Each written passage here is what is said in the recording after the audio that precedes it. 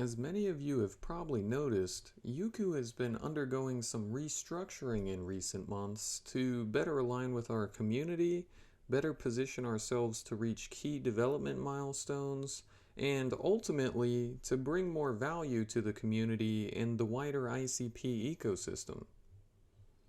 As part of these changes, some strategic decisions have been made in regard to allocations of treasury funds and the general fee structure of the platform. These changes are ones we're confident Yuku token holders will be pleased with, and in this video I plan to give a brief overview of what they are. For starters, I should begin by saying Yuku is already one of the most liquid pairings on ICP Swap. In terms of ICP, the Yuku ICP pool has one of the highest balances. So on this front, any users with an interest in participating in governance or using Yuku tokens as a medium of exchange on our platform should have little trouble trading. And this is a key aspect to keeping the DAO healthy, as the more participants the better when it comes to key governance proposals.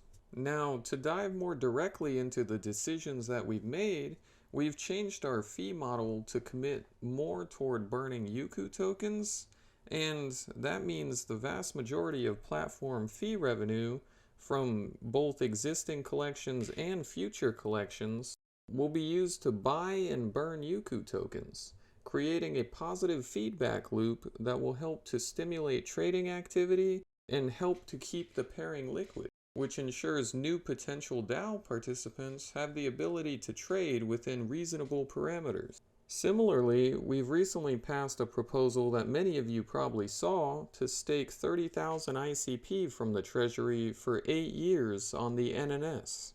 The ICP earned by this neuron and its sizable stake will also be used to buy back and burn Yuku tokens, with the intention being identical to that of the fee structure changes. So these mechanisms combined will aid in liquidity for both new and current DAO members, and better ensure that Yuku token holders are getting maximized benefit from the platform, its updates, and its success.